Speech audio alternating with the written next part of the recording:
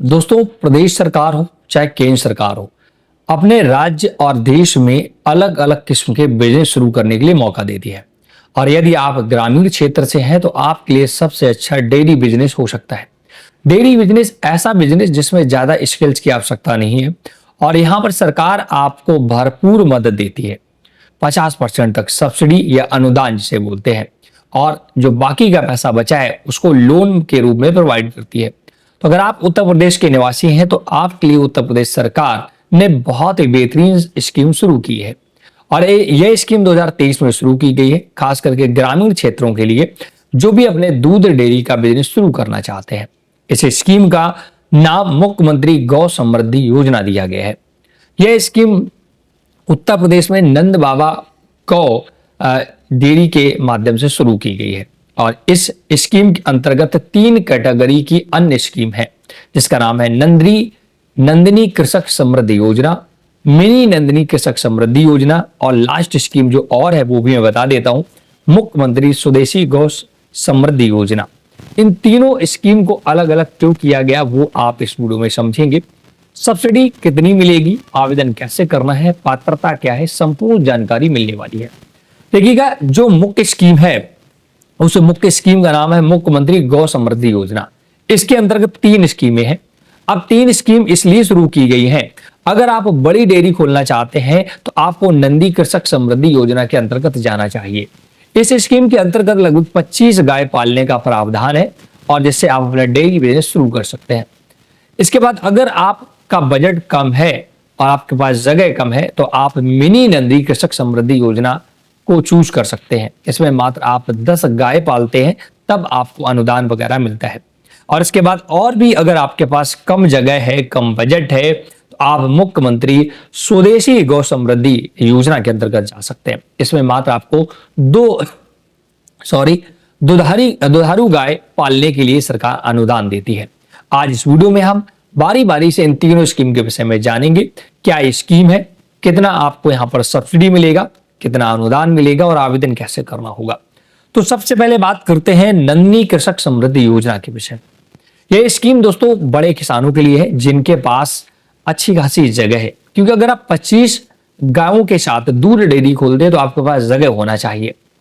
अब इसमें बात करते हैं कि सबसे पहले 25 गाय पालने का प्रावधान है। आपको 25 गाय से शुरुआत करनी होगी। इसके बाद यहां पर 50% आपको सरकार सब्सिडी या अनुदान प्रदान करती है और इस पे जो 50% बचा है इसमें 35% का लोन सरकार दे देती है और 15% आपको खुद से लगाना होता है। अब बात करते हैं कि अधिकतम, अब ऐसा नहीं कि 25 गायों की डेयरी खोल करके आप 1 करोड़ रुपए का इन्वेस्टमेंट कर दें। इसमें भी सरकार ने कुछ टर्म्स एंड कंडीशन लगाई है कि अगर आप 25 गाय की दूध डेयरी खोल रहे हैं अधिकतम 62.5 या 50 लाख रुपए इसमें निवेश कर सकते हैं। अब अगर 62.50 लाख रुपए निवेश हुआ है 25 गाय की दूध डेयरी खोलने में, तो इसका 50% मतलब 31.25 लाख रुपए सरकार आपको सब्सिडी प्रदान कर देगी। अगर इससे कम हुआ है तो उसी प्रकार से अगर 50 लाख रुपए ही आपके दूध डेयरी खोलने में लगे हैं तो 25 लाख का अनुदान और 25 लाख रुपए में आपको 35% उसका लोन 25 लाख का और 15% खुद से लगाना होगा। तो पहली स्कीम जिसका नाम है नंदी कृषक समृद्धि योजना बहुत ही डिटेल फॉर्मेट में आपने समझ ली होगी। अब ऐसा नहीं है कि आपने दूध डेयरी शुरू की और सरकार आपको पूरा अनुदान पहले से दे दे। इस पे भी सरकार ने टर्म्स एंड कंडीशन लगा रखी है। अनुदान आपको 3 चरण में दिया जाता है। पहले जब आप अपना स्ट्रक्चर बना लेते हैं, आपको अपने पैसे से स्ट्रक्चर बनाना होगा, 25 गायों के हिसाब से इतनी जगह वगैरह सब प्रारूप सरकार ने निर्धारित कर रखा है, तो आपको 25% सब्सिडी स्ट्रक्चर बनाने के बाद सरकार आपके बैंक अकाउंट में भेज देती है। इसके बाद गाय वगैरह आप खरीद लेते हैं और डेयरी शुरू हो जाती है तो फिर से 12.5% सब्सिडी आपके अकाउंट में सरकार देती है। वहीं जब गाय जो दूध डेयरी है कम से कम 10 बच्चे हो जाते हैं गायों के, तब बाकी का 12%, 12.5% आपको सरकार अनुदान प्रोवाइड करती है। तो इस प्रकार से 50% का अनुदान सरकार 3 चरण में आपको प्रोवाइड करती है। तीनों चरण आपको समझ गए होंगे।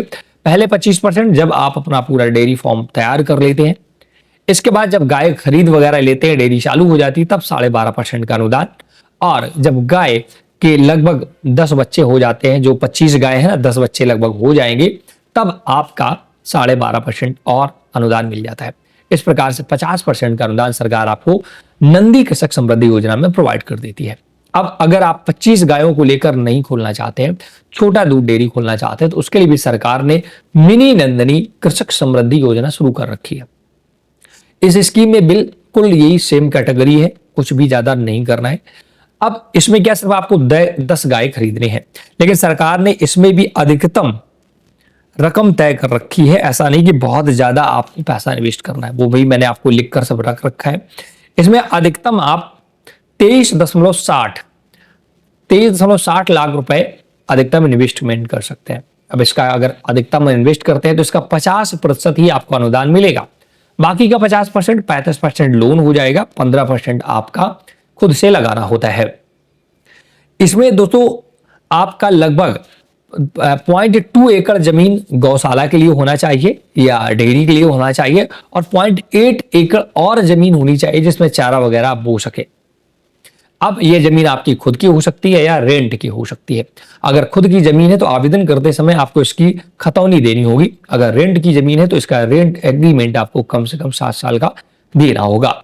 इसके बाद जो लास्ट स्कीम है, जो सबसे छोटी स्कीम है, जिसका नाम है मुख्यमंत्री स्वदेशी गौ संवर्धन योजना। इस स्कीम के तहत मात्र आप 2 गायों को लेकर के ही अपनी दूध डेयरी शुरू कर सकते हैं। इसमें भी अधिकतम आपको 80,000 रुपए तक की ही सब्सिडी मिलती है और 50% अनुदान, या अधिकतम 80,000 रुपए ले लें या जो भी लागत आएगी उसका 50% अनुदान मिलेगा। इसके बाद यहां पर 50% महिलाओं को भी इस डेयरी में शामिल होने का मौका दिया गया है। कुल मिलाकर 50% इसमें एक कोटा रखा गया है कि महिलाएं दूध डेयरी शुरू करेंगी।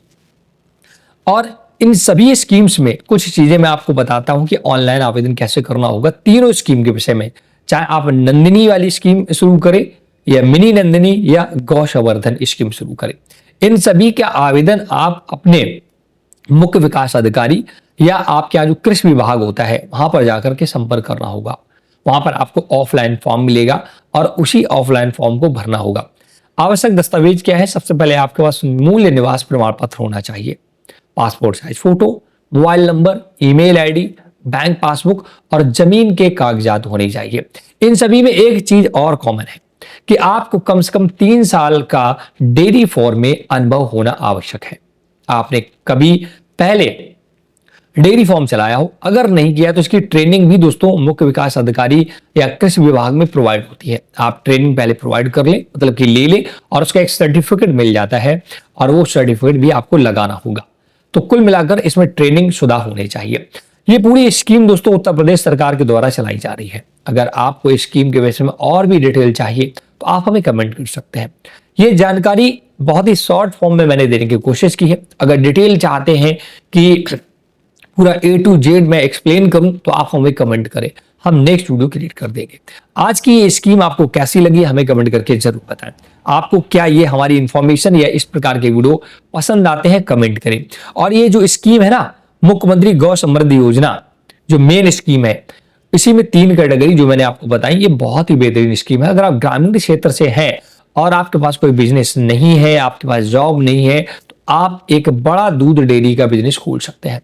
दूध डेयरी दोस्तों कोई छोटा मोटा बिजनेस नहीं है। इसमें अमूल, बड़ी बड़ी कंपनियां करोड़ों का बिजनेस कर रही हैं। आप भी इस फील्ड में अपनी किस्मत आजमा सकते हैं, जिसमें सरकार आपको भरपूर मदद प्रदान कर रही है। इस वीडियो में इतना ही। वीडियो अगर आपको पसंद आया है तो वीडियो को लाइक शेयर जरूर कर दें। चैनल हेल्प हिंदी को अगर अभी तक आपने सब्सक्राइब नहीं किया है तो जरूर कर लें, ऐसी अपडेटेड वीडियो पाने के लिए। आपको हमारे वीडियो कैसे लगते हैं हमें कमेंट करके जरूर बताएं। Thanks for watching.